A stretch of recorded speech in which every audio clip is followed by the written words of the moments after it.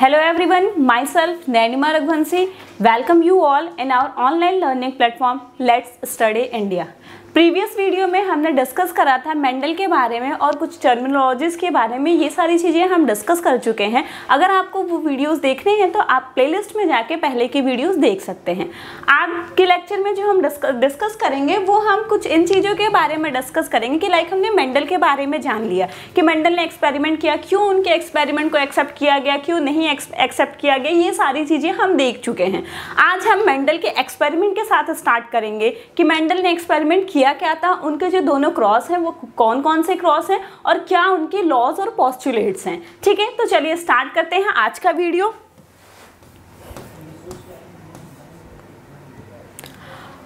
Postulates of Mendel. अगर हम Mendel के पोस्टुलेट की बात करें तो मेंडल ने जो पोस्टुलेट दिए थे वो 4 पोस्टुलेट दिए थे। ठीक है, चारों पोस्टुलेट्स क्या कहते हैं ये देख लेते हैं।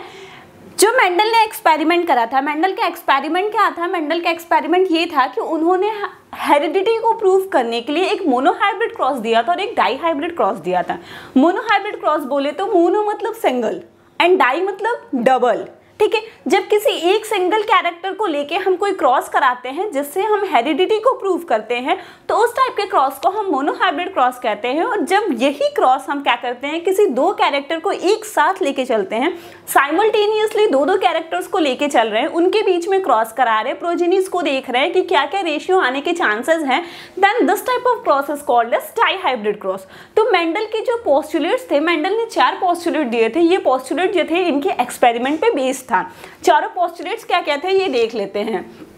फर्स्ट है, according to the first postulate each character is controlled by a pair of unit factor and these factor is called as allele। पहले पोस्टुलेट्स के अकॉर्डिंग इनके ये था कि जितने भी कैरेक्टर्स होते हैं किसी भी इंडिविजुअल में, आइदर वो कोई एनिमल हो या प्लांट हो, उसमें जितने भी कैरेक्टर्स, जैसे मेंडल का एक्सपेरिमेंट हमको पता है कि पी प्लांट पे हुआ था, तो पी प्लांट के जो 7 कैरेक्टर्स थे तो हर कैरेक्टर्स को कंट्रोल करने वाले पेयर ऑफ फैक्टर्स होते हैं। अगर सिर्फ फैक्टर बोले हम तो आपको ये चीजें पता है कि फैक्टर को अभी हम क्या कहते हैं, अभी हम क्या कहते हैं, फैक्टर क्या है, फैक्टर जीन होता है हमारा। Factor is what, gene. लेकिन अगर हम पेयर ऑफ फैक्टर कह रहे हैं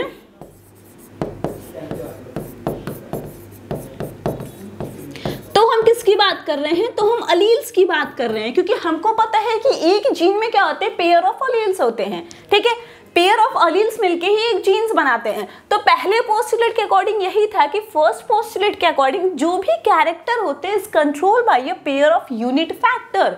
कोई एक फैक्टर के पेयर होते हैं वो उसको कंट्रोल करते हैं। मतलब जैसा अलील्स प्रेजेंट होंगे वैसे जीन्स बनेंगे और जैसा जीन होगा, हमको पता है जीनोटाइप फिनोटाइप के बारे में हमने टर्मिनोलॉजीज वाले लेक्चर में डिस्कस किया है। तो जैसा जीनोटाइप होगा किसी का वैसा ही फिनोटाइप होगा। जैसे अगर हम एक एग्जांपल ले ले तो हम बात करते हैं, मान लीजिए ये पेयर ऑफ अलील्स की, ठीक है, और ये कैरेक्टर जो है ये हाइट कैरेक्टर है और इससे फिनोटाइप क्या आएगा, टॉल। ठीक है, टॉल क्या है, टॉल हाइट है। Height is what, character. इसको कंट्रोल कौन कर रहा है, पेयर ऑफ अलील्स। ये जो है ये पेयर ऑफ अलील्स है ना, तो यही कंट्रोल कर रहे हैं इस कैरेक्टर को।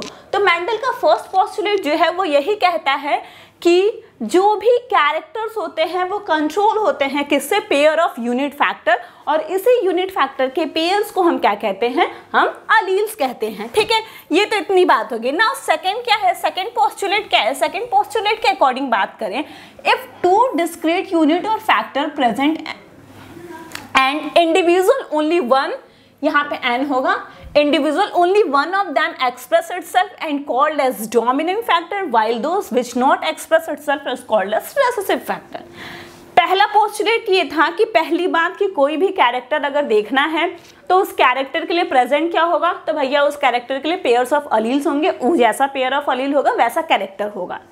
तो सेकंड पोस्टुलेट उसी से रिलेटेड, चारों को एक दूसरे से रिलेट करके देखते चलिए, आपको समझ में आएगा। सेकंड क्या कहता है कि पेयर ऑफ अलील्स हैं, क्या है, पेयर ऑफ अलील्स हैं, न कि सिंगल हैं, ठीक है। लेकिन यहाँ पे बात क्या हो रहा है कि पेयर ऑफ अलील्स हैं, तो मान लीजिए कि दो डिफरेंट टाइप के अलील्स हैं, ये कैपिटल टी हो गया, ये स्मॉल टी हो गया। दो डिफरेंट टाइप के अगर अलील्स प्रेजेंट हैं किसी एक पेयर में, तो उसमें से एक अलील ऐसा होगा जो अपने इफेक्ट को एक्सप्रेस कर पाएगा और एक अलील ऐसा होगा जिसका इफेक्ट हमें देखने को नहीं मिलेगा। तो जो अलील ऐसा होगा जिसका इफेक्ट हमें देखने को मिलेगा वो डोमिनेंट अलील कहलाएगा। वही जो दूसरा वाला होगा जिसका इफेक्ट हमें देखने को नहीं मिलेगा वो क्या कहलाएगा, वो रेसेसिव अलील कहलाएगा। पहले पोस्टुलेट के अकॉर्डिंग कोई भी कैरेक्टर होगा उसको कंट्रोल करने के लिए पेयर ऑफ अलील्स होंगे, और ठीक है, मतलब पेयर ऑफ यूनिट फैक्टर्स होंगे जिनको हम अलील्स कहेंगे। और वो अलील में अगर दो टाइप के, मतलब किसी भी पेयर में दो डिफरेंट टाइप के अलील्स, जैसे ये क्या है, अगर हम ये लिख देते हैं तो ये सेम टाइप की होमोजाइगस हो जाएगा। लेकिन बात सेकंड पोस्टुलेट जो है वो हेटेरोजाइगस की बात हो रही है। हेटेरोजाइगस में दो डिफरेंट टाइप के प्रेजेंट हैं, तो इसमें से कोई एक ऐसा होगा जो अपने इफेक्ट को एक्सप्रेस कर पा रहा है और वहीं कोई एक ऐसा होगा जो अपने इफेक्ट को एक्सप्रेस नहीं कर पा रहा है, वो उसके सामने दब जा रहा है। तो जो एक्सप्रेस कर पा रहा है वो कहलाएगा डोमिनेंट अलील, और जो एक्सप्रेस नहीं कर पा रहा है वो क्या कहलाएगा, वो रेसेसिव अलील कहलाएगा। ठीक है, ये सेकंड पोस्टुलेट की बात हो गई। अब अगर थर्ड पोस्टुलेट की बात करेंगे, The two discrete factor present in individual get separated at the time of gamete formation। कह रहे हैं कि कोई दो डिस्क्रीट फैक्टर अगर प्रेजेंट हैं किसी चीज में, तो जब गैमेट का फॉर्मेशन होने को रहेगा तो वो सेपरेट हो जाएंगे, अलग अलग हो जाएंगे। इस चीज को हम कैसे समझ सकते हैं? इस चीज को समझने के लिए आप ये देखिए कि अब ये देखिए कि मान लीजिए कोई, जैसे हम ह्यूमन की ही बात कर ले, जब गैमेट फॉर्मेशन होता है, गैमेट फॉर्मेशन क्या होता है, रिप्रोडक्शन के प्रोसेस में, तो जब फर्टिलाइजेशन होना होता है उसके पहले गैमेट्स बनेंगे, गैमेट का ही आपस में फर्टिलाइजेशन होगा। तो उस टाइम पे क्या होता है, जैसे कि मान लीजिए ये XX है और ये XY है, ठीक है, एक मेल और एक फीमेल है। अब जब गैमेट बनने का टाइम आता है तो इसके दो गैमेट्स बनेंगे, इसमें से भी दो गैमेट्स बनेंगे,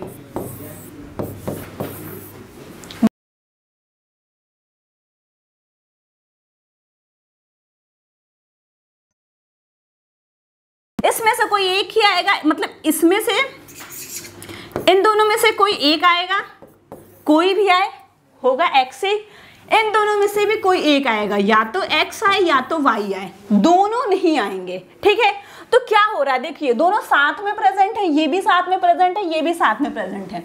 लेकिन बात जब आती है गैमेट फॉर्मेशन की, जब बात गैमेट फॉर्मेशन पे आती है तो ये दोनों जो साथ में प्रेजेंट है वो सेपरेट हो जाते हैं। ठीक है, तो कहने का मतलब यही है कि जब अभी तक साथ में कोई भी डिस्क्रीट फैक्टर है, लेकिन जब गैमेट फॉर्मेशन का टाइम आता है तो वो फैक्टर्स जो होते हैं सेपरेट हो जाते हैं। पहले पोस्टुलेट में क्या कहा गया, पहले पोस्टुलेट में कहा गया कि किसी भी कैरेक्टर को कंट्रोल करने के लिए पेयर ऑफ यूनिट फैक्टर्स होते हैं जिनको हम अलील्स कहते हैं। अब अलील एक टाइप का है, होमोजाइगस है, देन नो प्रॉब्लम। लेकिन अगर हेटेरोजाइगस टाइप है, एक अपर केस एक लोअर केस, मतलब एक डोमिनेंट अलील और एक रेसेसिव अलील है, तो उसमें से एक ऐसा होगा जो अपने कैरेक्टर्स को एक्सप्रेस कर सकता है और एक ऐसा होगा जो अपने कैरेक्टर्स को एक्सप्रेस नहीं कर सकता है। तो जो एक्सप्रेस कर सकता है वो क्या कहलाएगा, डोमिनेंट अलील, और जो एक्सप्रेस नहीं कर सकता है वो क्या कहलाएगा, वो रेसेसिव अलील कहलाएगा। ये दूसरा पोस्टुलेट। फिर तीसरा पोस्टुलेट क्या होगा, थोड़ी और आगे की बात कहेगी कि अब क्या करना है, अब गैमीट का फॉर्मेशन करना है। तो जब गैमीट का फॉर्मेशन होगा तो हमको पता है ये हमेशा पेयर में प्रेजेंट होते हैं, लेकिन ये एज इट इज गैमेट में नहीं जाएंगे। गैमेट के टाइम पे ये पेयरिंग इनकी टूट जाती है और ये अलग अलग, जैसे मान लीजिए हम अपनी ही बात कर लेते हैं, दो फ्रेंड हैं हम लोग, ठीक है, अगर दो फ्रेंड है तो हर जगह वो साथ साथ रह रहे हैं, क्लास में साथ साथ, लेकिन एग्जाम में क्या होता है, ऐसा थोड़ी ना है कि मान लीजिए डेली वो कॉलेज जा रहे हैं तो एक ही सीट पे बैठ रहे हैं, साथ साथ रह रहे हैं। लेकिन एग्जाम में भी क्या ये मिलता है, नहीं, एग्जाम में क्या होना होता है, दोनों को अलग होना होता है, दोनों सेपरेट हो जाते हैं, उसकी सीट कहीं और रहती है, उसकी सीट कहीं और रहती है, उनको सेपरेट होना ही है। तो यही होता है कि गैमेट फॉर्मेशन के टाइम पे क्या होता है कि ये सेपरेट हो जाते हैं। ठीक है, तो थर्ड पोस्टुलेट जो है हमारा वो यही कह रहा है कि the two discrete factor present in individual get separated at the time of gamete formation। gamete formation के टाइम पे ये जो दोनों discrete factors होते हैं वो separate हो जाते हैं। Then last क्या कहता है, this postulate is based on Mendel's dihybrid cross and stated that, देखिए क्या है, ये सारे जो पॉस्टुलेट्स हैं ये मेंडल के मोनोहाइब्रिड क्रॉस पे, जो फर्स्ट और सेकंड है ये मेंडल के मोनोहाइब्रिड क्रॉस पे बेस्ड है, और जो लास्ट पॉस्टुलेट है ये मेंडल के डाइहाइब्रिड क्रॉस पे बेस्ड होता है। इसके अकॉर्डिंग क्या है, inheritance of one character is independent to inheritance of other character. ठीक है, हमने कहा कि जब हम एक कैरेक्टर को लेके क्रॉस करा रहे हैं तो वो मोनोहाइब्रिड क्रॉस आता है, तो यहाँ पे तो एक ही कैरेक्टर की बात हो रही है, तो ये जो होगा ये मोनोहाइब्रिड को फॉलो करता है। लेकिन यहाँ पे हम एक से ज्यादा कैरेक्टर की बात कर रहे हैं। देखिए हम क्या कर रहे हैं, one character is independent to inheritance of other character. एक कैरेक्टर जो है वो दूसरे कैरेक्टर से इंडिपेंडेंट है, मतलब दो कैरेक्टर प्रेजेंट है तब तो एक दूसरे की बात हो रही है, तो ये किसको फॉलो करता है, डाइहाइब्रिड क्रॉस को फॉलो करता है। और क्या रहा है कि मान लीजिए हम दो लेते हैं डाइहाइब्रिड क्रॉस में, किसी दो कैरेक्टर्स को हमने लिया है, दोनों साथ साथ हैं, तो जरूरी नहीं है कि वो आज साथ साथ हैं, जो जन्म जन्मांतर साथ कहते हैं ना 7 जन्म का बंधन जुड़ गया, वो 7 जन्म तक साथ ही साथ जाएंगे, नहीं, वो पूरी तरीके से स्वतंत्र हैं, इंडिपेंडेंट हैं, वो आज उसके साथ है, कल को वो किसी और के साथ हाइब्रिड जाके बना सकते हैं। ठीक है, क्योंकि क्या होता है कि मान लीजिए कि हम ले लेते हैं ये राउंड येलो वाला एग्जाम्पल और ये रिंकल्ड ग्रीन। ठीक है, ये राउंड के लिए रिस्पॉन्सिबल है, ये ग्रीन के लिए रिस्पॉन्सिबल है, ये येलो के लिए रिस्पॉन्सिबल है, ये ग्रीन के लिए रिस्पॉन्सिबल है। तो जरूरी नहीं है कि अब क्रॉस होगा तो जहां जहां कैपिटल आर होगा वहां वहां कैपिटल वाई ही होगा, नहीं, कैपिटल आर के साथ स्मॉल वाई भी हो सकता है। ठीक है, इसके साथ स्मॉल वाई भी हो सकता है, ये इंडिपेंडेंट है पूरी तरीके से, किसी के साथ भी जाके बॉन्डिंग कर सकते हैं। लाइक मान लीजिए हमारी एक फ्रेंड सर्किल है, तो हम उससे कोई कॉन्ट्रैक्ट थोड़ी ना साइन करवाए हैं कि आज तुम मेरे फ्रेंड हो तो कल को तुम किसी और से दोस्ती नहीं कर सकते हो, नहीं, यू आर इंडिपेंडेंट, तुम टोटली फ्री हो, किसी के भी साथ जाओ, किसी से बॉन्डिंग बनाओ, किसी के साथ जाओ, किसी से दोस्ती करो। तो यहाँ पे वही कहा जा रहा है कि कोई एक कैरेक्टर जो है वो ये नहीं होता है कि वो दूसरे के ऊपर डिपेंडेंट है, कि जहां जहां वाई जाएगा वहीं वहीं हम आर भी जाएंगे, आर जहां जा रहा है वाई वहीं जा रहा है, ऐसा कुछ भी नहीं है। ठीक है, वो तो पूरी तरीके से इंडिपेंडेंट है, वो किसी और के साथ जाके भी बॉन्डिंग कर सकते हैं, हाइब्रिड का भी फॉर्मेशन कर सकते हैं। तो यही मेंडल के चारों पोस्टुलेट्स हैं। ठीक है, अब हम आ जाते हैं मेंडल के एक्सपेरिमेंट पे।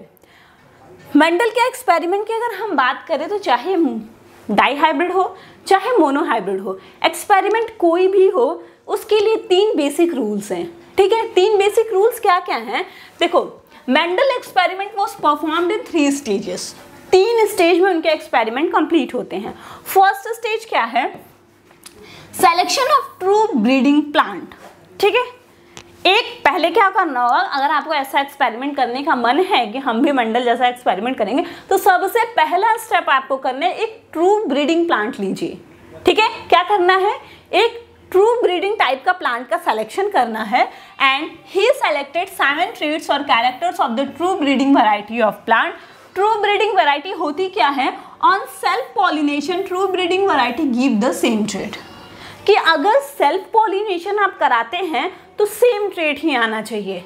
इसी से पता चलता है कि वो ट्रू ब्रीडिंग है कि नहीं। अगर ट्रू ब्रीडिंग होगा तो आप जब भी सेल्फ पॉलिनेशन कराएंगे तो आपका सेम ट्रेट ही आपको मिलेगा। ठीक है, यही था इनका फर्स्ट स्टेज, कि पहले स्टेज में क्या करता है, पेरेंट्स का सिलेक्शन। कहते हैं ना कि घर का माहौल जैसा होगा बच्चों का संस्कार वैसा होगा, माँ बाप के जैसे उन लोग का जैसा आइडिया होगा, जैसी उनकी वैल्यूज़ होंगी उस हिसाब से बच्चों में भी आती हैं। हालांकि ये सब कहने के लिए ही रह गई हैं आजकल के टाइम में, बट कहते हैं, तो इसलिए लोग सिलेक्शन बहुत जरूरी होता है। तो पहले सबसे पहले क्या करना है, पेरेंट्स का ही सिलेक्शन करना है। ठीक है, तो पेरेंट्स कैसा होना चाहिए, सिलेक्शन पेरेंट का करना है। कैसे पेरेंट का सिलेक्शन करना है, ट्रू ब्रीडिंग टाइप के पेरेंट्स का सिलेक्शन करना है। ट्रू ब्रीडिंग कहते किसके हैं, ट्रू ब्रीडिंग वो होता है जिसका हम कभी सेल्फ पॉलिनेशन करा रहे तो वो सेम ट्रेट ही दे, कुछ और नहीं दे। ठीक है, ये फर्स्ट स्टेज आ गया। फिर हम सेकंड स्टेज की बात करते हैं, तो सेकंड स्टेज में क्या करना है, hybridisation of F1 generation. F1 generation जो आ रहा है उसका हाइब्रिडाइजेशन करा देना है। ठीक है, Mendel perform reciprocal cross between the plants with contrasting traits and perform various mono and dihybrid cross traits. Okay, then third stage क्या होती है, जो हमारा F1 जनरेशन आता है या F2 जनरेशन, F3 जो भी जनरेशन आएगा, उसका सेल्फ पॉलिनेशन कराना है। सेल्फ पॉलिनेशन बार बार कराने से क्या होता है कि हमें कंफर्मेशन आ जाता है कि हाँ हम सही कर रहे हैं, यही रिजल्ट आना चाहिए, इसमें कोई भी मतलब मिसमैच नहीं हो रहा है या कोई भी बाहर की चीज़ें या कुछ भी मतलब कोई गलती एरर का चांस नहीं रहता है। ठीक है, तो पहले स्टेप में क्या करना है, पेरेंट्स का सिलेक्शन करना है, फिर हाइब्रिडाइजेशन करना है, देन क्या करना है, सेल्फ पॉलिनेशन कराना है। अब हम क्रॉस को पढ़ेंगे। क्रॉस के पढ़ने के पहले मैंने इसीलिए आप लोगों को ये बताया कि वो स्टेप्स आपको समझ में आए। अब हम क्रॉस पढ़ेंगे और क्रॉस में उस चीज़ों को देखेंगे। ठीक है, चलिए तो स्टार्ट करते हैं मोनोहाइब्रिड क्रॉस से। देखिए, क्रॉस ऑफ मेंडल, इसका आइडिया मैंने आपको स्टार्टिंग में ही दे दिया था, फिर भी देख लेते हैं क्या है। Mendel provide 2 different types of cross in their experiment. These are monohybrid cross and dihybrid cross. Mendel ने अपने एक्सपेरिमेंट में 2 डिफरेंट टाइप के क्रॉस कराए थे, मोनोहाइब्रिड क्रॉस और डाईहाइब्रिड क्रॉस। ठीक है, मोनोहाइब्रिड क्रॉस क्या होता है, when we consider the inheritance of one character, यही मेन है। मोनोहाइब्रिड क्रॉस क्या है, जब एक बार में हम एक ही कैरेक्टर के इनहेरिटेंस को स्टडी करते हैं, एक बार में एक ही कैरेक्टर के इनहेरिटेंस को स्टडी करते हैं, तो उस टाइप के क्रॉस को हम मोनोहाइब्रिड क्रॉस कहते हैं। ठीक है, then this type of cross is known as monohybrid cross and known as. तो मेंडल का जो फर्स्ट और सेकंड लॉ है वो इसी मोनोहाइब्रिड क्रॉस पे बेस्ड है। ठीक है, फर्स्ट और सेकंड लॉ जो है वो मेंडल का, वो इसी मोनोहाइब्रिड क्रॉस पे बेस्ड है। अब हम मोनोहाइब्रिड क्रॉस को देख लेते हैं। देखिए क्या हो रहा है यहाँ पे, एक पेरेंटल जनरेशन है, हमको ट्रू ब्रीडिंग टाइप का पेरेंटल जनरेशन लेना था। ठीक है, इसको पहले हम देख लेते हैं खुद से करके, फिर हम इस स्लाइड से उसको मैच करा लेंगे। तो पहला रूल क्या कह रहा था मेंडल का, कि हमको पेरेंटल कॉम्बिनेशन जो लेना है वो कैसा लेना है, वो प्योर टाइप का लेना है। तो पेरेंट्स लेंगे हम पहले। ठीक है,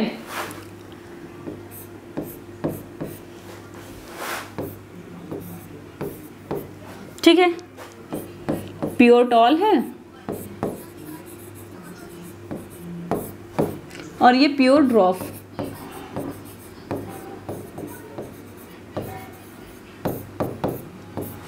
ठीक है, अब हमें क्या करना था, गैमेट फॉर्मेशन। और देखिए मेंडल का वो पोस्टुलेट याद करिए, गैमेट फॉर्मेशन के टाइम पे क्या होगा, ये दोनों सेपरेट हो जाएंगे।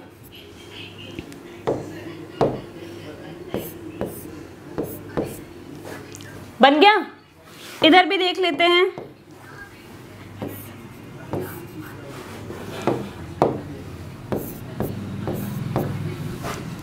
हो गया, अब क्या करना है, इनका हाइब्रिडाइजेशन करा देना है। ठीक है, तो मान लीजिए एक गैमेट ये है, एक गैमेट ये है, दोनों का हम फ्यूजन करा देते हैं, तो हमें F1 जनरेशन जो आएगी वो क्या आएगी, और जितने आएंगे सारे ऐसे ही आएंगे। ठीक है, इसको चेक करने के लिए हम आपको दिखा दे रहे हैं कि जितने आएंगे सारे ऐसे ही आएंगे। देखिए ये इससे है, जाके इससे क्रॉस कर रहा है, capital T small T, then फिर ये इससे क्रॉस करेगा, कैपिटल टी स्मॉल टी, ये capital T small T, capital T small T आया। और ये देखिए आपका हो गया गैमेट, और ये हो गई F1 जनरेशन।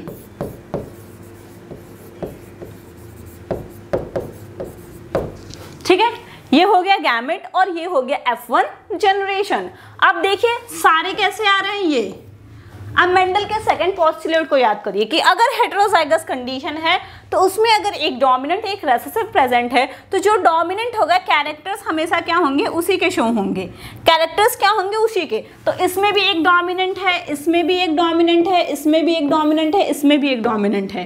ठीक है, तो ये भी कैसा होगा, टॉल, ये भी कैसा होगा, टॉल, ये भी कैसा होगा, टॉल, और ये भी कैसा होगा, टॉल। तो हम ये कह सकते हैं कि जो F1 जनरेशन की प्रोजेनी आएगी, जो फर्स्ट जनरेशन F1 मतलब फीलियल, ठीक है, फर्स्ट फीलियल जनरेशन जो रहेगा उसमें सारी प्रोजेनीज कैसी रहेंगी, वो टॉल टॉल रहेंगी। क्यों? क्योंकि सारे हेटेरोजाइगस, हमने लिया था प्योर, बट ये क्या प्योर है, ये प्योर टाइप के नहीं है, ठीक है। तो इसमें क्या हो रहा है कि सारे कैसे आएंगे, टॉल टॉल टॉल टॉल आएंगे, तो F1 जनरेशन जो आएगी सारी टॉल आएगी।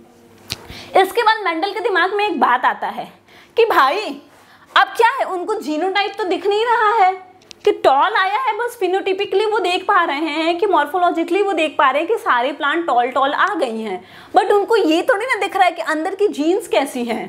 तो यहाँ पे मेंडल के दिमाग में आता है कि अरे यार ये क्या हो गया, ठीक है, मैंने तो ये भी लिया था, लंबे वाले को भी लिया था और ड्वार्फ मतलब नाटे वाले को भी लिया था, अब जो हमें जनरेशन मिली है सारे लंबे लंबे ही मिले, तो ये कहाँ गया, ठीक है, तो ये कहाँ गया।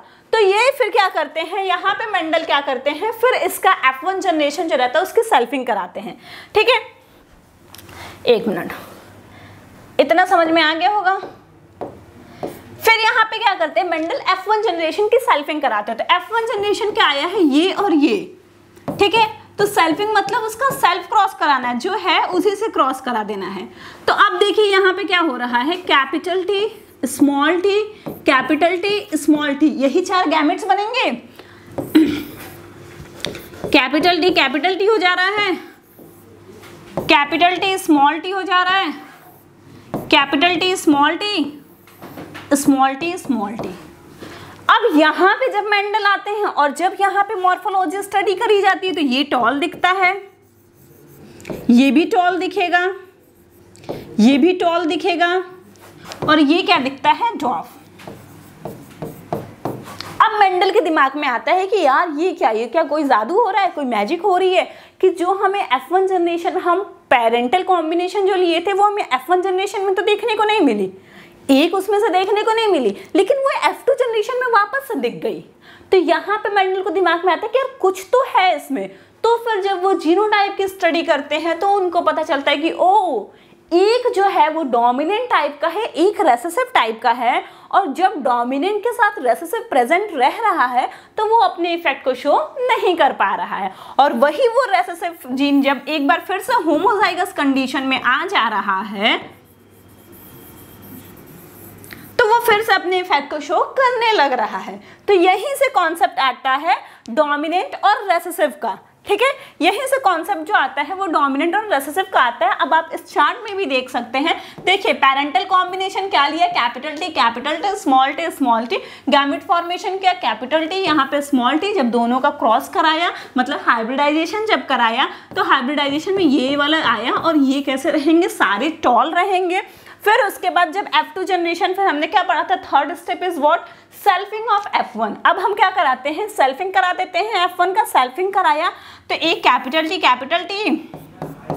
एक capital T small t, capital T small t और स्मॉल t, ये आ जा रहा है। तो यहाँ पे एक क्वेश्चन आता है कि what is the ratio, ratio क्या आ रहा है, और रेशियो कितने टाइप के होते हैं, 2 टाइप के होते हैं, एक होता है फिनोटाइपिक रेशियो और एक होता है genotypic ratio. Phenotypic ratio is word जो हमें मॉर्फोलॉजी अपीयर हो रही है, ठीक है, क्रॉस करने के बाद मॉर्फोलॉजी जो दिख रही है वो फिनोटाइपिक रेशियो में आएगा, और जब उसके अंदर जीन्स की स्टडी करेंगे then this is the genotypic ratio. तो यहाँ से जब उन्होंने मॉर्फोलॉजी देखा तो उनको समझ में आया कि यार 3 लंबे हैं और 1 छोटा है, तो फिनोटाइपिक रेशियो क्या आ जाता है, 3:1। 3 कैसे हैं, टॉल, और 1 कैसा है, ड्वार्फ। और वहीं अगर जीनोटाइपिक रेशियो की बात करें तो जीनोटाइपिक रेशियो आता है 1:2:1। क्यों 1:2:1 आ रहा है, क्योंकि हम देख लें अगर तो हमारा जो आ रहा है प्रोजेनी जो आ रही हैं वो क्या क्या आ रही हैं, देखिए capital T small t, capital T small t, ठीक है, ये एक जैसा है, प्योर टॉल है, ये हेटेरोजाइगस टॉल है, और ये प्योर ड्वार्फ है। ये दोनों पैरेंटल कॉम्बिनेशन है, और ये हमें क्या मिल रहा है, एक नया कॉम्बिनेशन देखने को मिल रहा है। तो अगर हम जीन्स की बात करें तो ये जीन्स जो हैं वो एक जैसे हैं, ये दोनों के जीन्स एक जैसे हैं, इसका जीन्स अपना है, तो 1:1, तो 1:2:1 ये मोनोहाइब्रिड क्रॉस के रेशियोज हैं, ठीक है। तो उम्मीद करते हैं आपको मोनोहाइब्रिड क्रॉस समझ में आया होगा। चलिए आगे बढ़ते हैं, देखते हैं आगे क्या है, ठीक है। अब मोनोहाइब्रिड क्रॉस को जब हम देख लेते हैं तो हम आते हैं फर्स्ट लॉ ऑफ मेंडल, क्योंकि मैंने बताया यहीं से मेंडल के दिमाग में डोमिनेंस और रिसेसिव का बात आने लगा, ठीक है। तो इसी के बेसिस पे मेंडल ने क्या किया, फर्स्ट लॉ ऑफ डोमिनेंस को दिया, जिसमें क्या था, law of dominance stated that when two contrasting allele for a characters comes together in an organism only one is expressed completely and show visible effect while other not show any characters, this is called as law of dominance. वही चीज है कि जब दो heterozygous condition रहेगी और जब दो अलील्स एक साथ प्रेजेंट रहेंगे तो उसमें क्या होता है कि उसमें क्या हो जाएगा कि एक जो होगा वो अपने इफेक्ट को कंप्लीटली एक्सप्रेस कर पाएगा और एक जो होगा उसका इफेक्ट हमें देखने को नहीं मिलेगा, और इसी को हम कह देते हैं लॉ ऑफ डोमिनेंस। जो जिसका इफेक्ट देखने को मिल रहा है वो डोमिनेंट और जिसका इफेक्ट देखने को नहीं मिल रहा है वो क्या कहलाएगा, recessive. The character which shows is called as dominant character, और उसमें जो कैरेक्टर शो हो रहा है, जैसे फर्स्ट वाले में क्या होता है, खाली टॉल टॉल टॉल हो रहा था, तो टॉल क्या आ जाएगा, डोमिनेंट कैरेक्टर में, और डॉर्फ क्या आ जाएगा, वो रेसेसिव कैरेक्टर में आ जाएगा। लेकिन ये लॉ जो था, this law is not universally applicable. ये लॉ जो था ये यूनिवर्सली एप्लीकेबल नहीं था, मतलब सही था, लॉ सही थे बट यूनिवर्सली एप्लीकेबल नहीं थे, क्योंकि अभी हम आगे इनकम्प्लीट डोमिनेंस वगैरह पढ़ेंगे तो उसमें देखेंगे चीज़ें सब कुछ ऐसे ही रहेंगी बट फिनोटाइप चेंज हो जाएगा। तो इसलिए ये कहा गया कि ऐसा ज़रूरी नहीं कि ये हर के लिए, क्योंकि इन्होंने बहुत सेलेक्ट करके लिया था ना, एकदम प्योर ब्रीडिंग प्लांट। हो सकता है भाई प्योर ब्रीडिंग प्लांट ना हो, जब प्योर ब्रीडिंग प्लांट नहीं होगा तो क्या ये लॉ फेल हो जाएगा। तो क्या होता है कि ये यूनिवर्सली एप्लीकेबल नहीं है, मतलब ज़रूरी नहीं कि हर पे ये अप्लाई हो, ठीक है। कुछ ऐसे एक्सेप्शंस भी देखने को मिलेंगे जिस पे ये लॉ एप्लीकेबल नहीं है, लेकिन इसका ये मतलब नहीं होगा कि ये लॉ जो है आपका वो गलत है। फिर सेकंड लॉ जो आता है मेंडल का, लॉ ऑफ सेग्रीगेशन, ठीक है। Law of segregation is the Mendel second law. इस लॉ के अकॉर्डिंग क्या है, this law is based on the fact that alleles do not show blending and both traits are recovered as such in F2। F1 मतलब जो cross हम monohybrid बता रहे थे उसमें हम दिखा रहे थे, आप फिर से देख सकते हैं कि उसमें हम क्या बता रहे थे, ये देखिए मोनोहाइब्रिड क्रॉस में ये क्या था, जो पेरेंटल कॉम्बिनेशन होता है, पेरेंटल कॉम्बिनेशन देखिए ये क्या मतलब प्योर टॉल और प्योर ड्रॉप, ये क्या हो रहे थे, ब्लेंड नहीं हो रहे हैं। अगर ये ब्लेंड हो जाते, ब्लेंड का मतलब क्या होता है, किसी चीज़ में मिक्स हो जाना, एकदम घुल मिल जाना, ठीक है। अब ऐसा कि उसको हम अलग नहीं कर सकते हैं, ठीक है। जैसे चीनी पानी को हम घोल दें तो क्या बन जाता है, अच्छा खासा शरबत बन जाएगा। अब क्या देख के चीनी अलग कर सकते हो, पानी अलग कर सकते हो, नहीं कर सकते हो ना, क्यों, क्योंकि वो ब्लेंड हो गए हैं, आपस में मिल गए हैं, ठीक है। अगर हम कलर का पाउडर ले लें, कई कलर्स के पाउडर को ले लें और आपस में मिला दें, ठीक है, जैसे गुलाल जो आता है, अगर कई कलर के गुलाल को आपस में मिला दो तो क्या आप हर कलर के गुलाल को अलग अलग कर सकते हो, नहीं, क्यों नहीं कर सकते, क्योंकि हमने उसको ब्लेंड कर दिया, आपस में मिला दिया। तो ब्लेंडिंग यही होता है कि किसी भी चीज़ का किसी चीज़ के साथ सुटेबल वे में कंबाइन हो जाना, मिल जाना। तो अगर ब्लेंडिंग हो गई होती तो हमें ये F2 जनरेशन में वही पेरेंटल कॉम्बिनेशन देखने को कैसे मिलता, नहीं मिलता। तो यही कहता है लॉ ऑफ सेग्रीगेशन कि वो सेग्रीगेट हो जाते हैं, वो क्या करते हैं ना, आपस में ब्लेंडिंग नहीं शो करते हैं, जिसकी वजह से क्या होता है कि F2 में हमें वो एज सच दिखते हैं, ठीक है।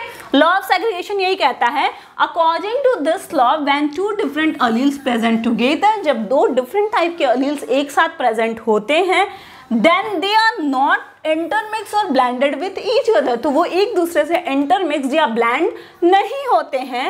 And at that time of gamete formation they separated with each other, this is known as, और गैमेट फॉर्मेशन के टाइम पे वो सेपरेट हो जाते हैं। और इसका एग्जांपल देखना हो तो हमें ये भी दिखता है कि F2 जनरेशन में हमें पेरेंटल कॉम्बिनेशन भी देखने को मिलता है, और इसी को हम क्या कहते हैं, लॉ ऑफ सेग्रीगेशन।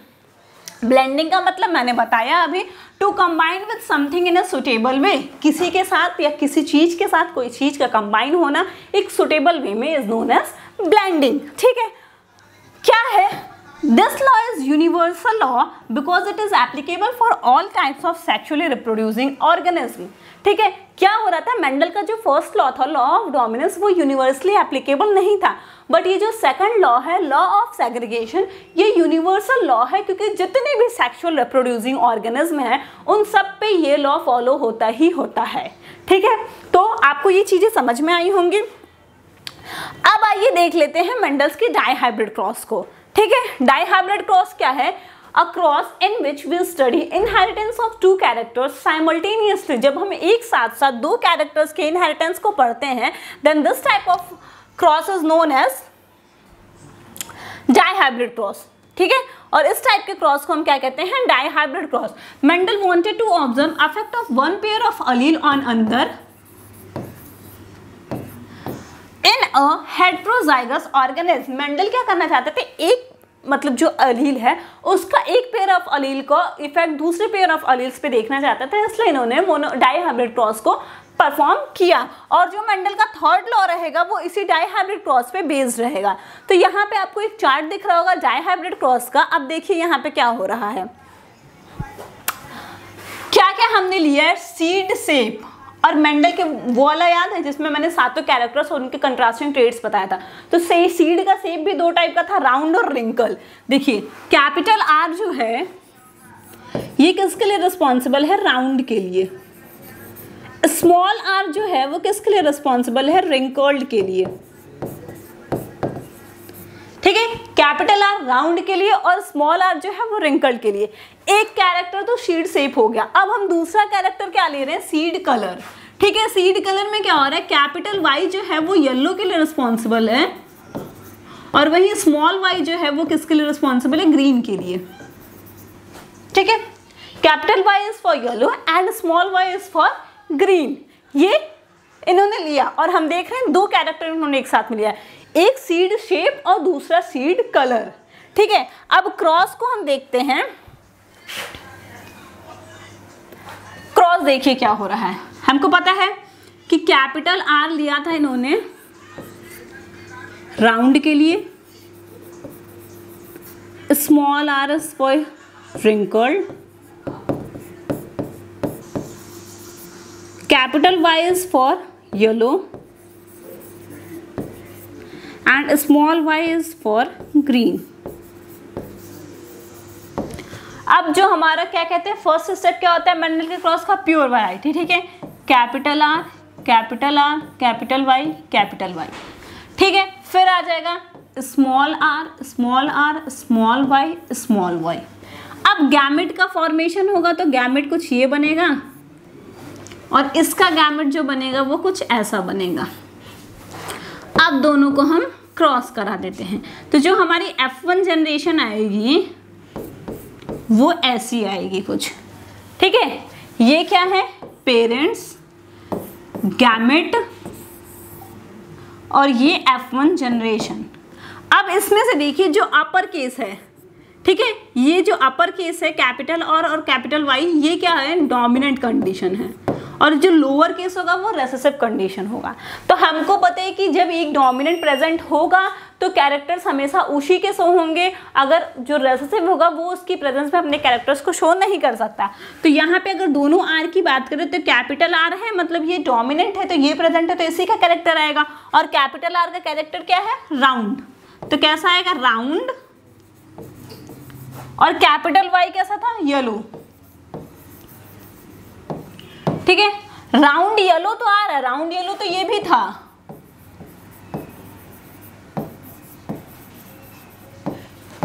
और ये कैसा होगा, रिंकल्ड ग्रीन।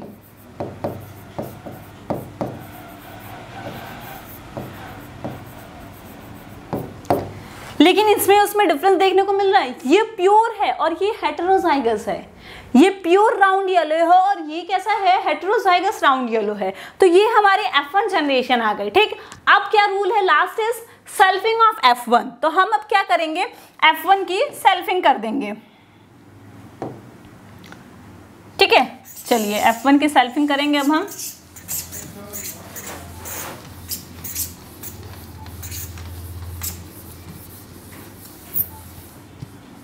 इसको यहाँ पर रहने देते हैं जिससे हमें समझने में आसानी रहेगा।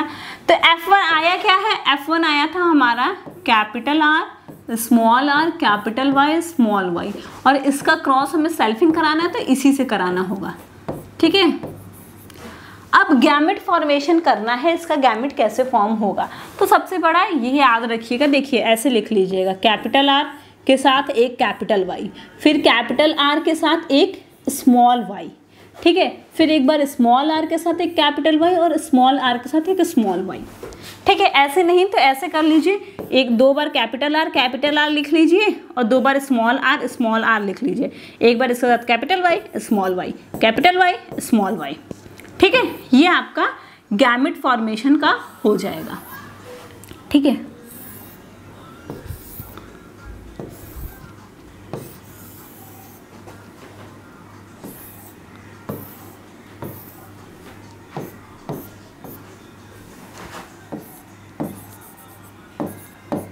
मेल फीमेल रहेगा, ये हो गया। अब हमें कुछ नहीं करना है, क्या करना है, बॉक्स के आगे पीछे की जो चीजें हैं उसको एज इट इज उसमें लिख देना है, ठीक है। तो चलिए लिख देते हैं, क्या है, capital R capital R capital Y capital Y, फिर capital R capital Y small Y, capital R small r, फिर दोनों capital Y capital Y, capital R capital Y small Y, ठीक। फिर इसमें आ जाते हैं, कैपिटल आर दोनों हैं, एक वाई कैपिटल है एक वाई स्मॉल है, फिर दोनों कैपिटल आर है और दोनों वाई जो हैं वो स्मॉल टाइप के हैं, फिर एक कैपिटल आर एक स्मॉल आर एक कैपिटल वाई एक स्मॉल वाई, फिर कैपिटल आर स्मॉल वाई और स्मॉल वाई, ठीक। कैपिटल आर स्मॉल आर, फिर दोनों वाई जो होंगे वो कैपिटल टाइप के होंगे, कैपिटल आर एक कैपिटल वाई एक small Y, small R capital Y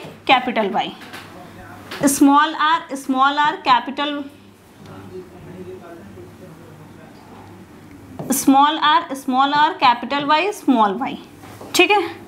capital R capital Y small Y, capital R small Y small Y, फिर small R capital Y small Y, और इसमें small R capital Y capital Y.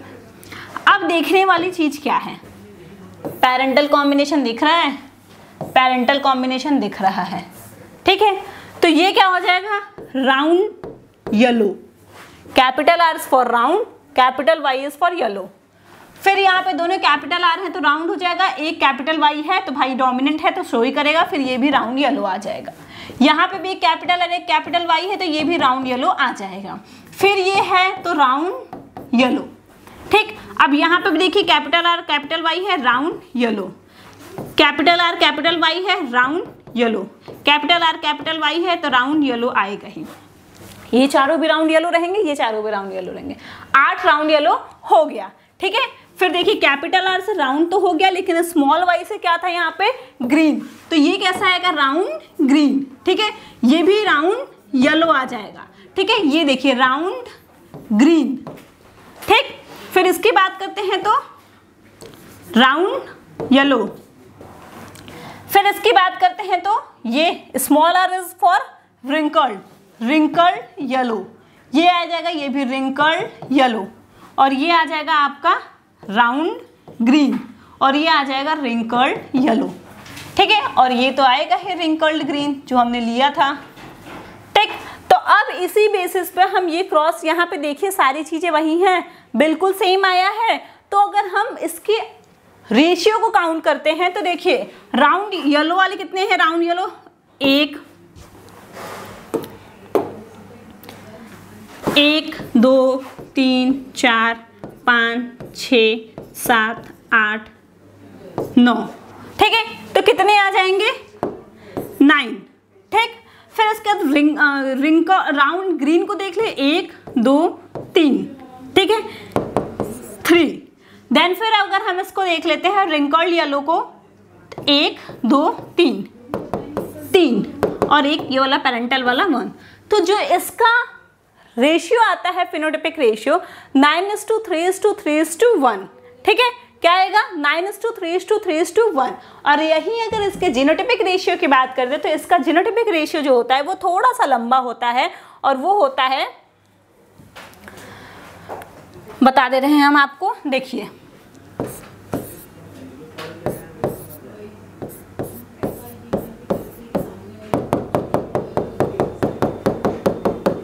1:2:1:2:4:2:1:2:1, इसको आप check कर सकते हैं cross से, और क्रॉस को बनाने की कोशिश करिए, गैमेट फॉर्मेशन की कोशिश करिए और आप इसको चेक कर लेंगे। ठीक है, इसके आगे का जो लेक्चर होगा वो हम कल नेक्स्ट वीडियो में डिस्कस करेंगे। आज के लिए इतना ही रखते हैं, और अगर आपको वीडियो अच्छी लगी हो तो please like share and subscribe, और अगर आपको वीडियो से रिलेटेड कोई भी प्रॉब्लम हो, कोई भी कंफ्यूजन हो तो कमेंट बॉक्स में लिख दीजिएगा, मैं उस चीज़ों को आपको दोबारा बताने की पूरी कोशिश करूँगी। Thank you.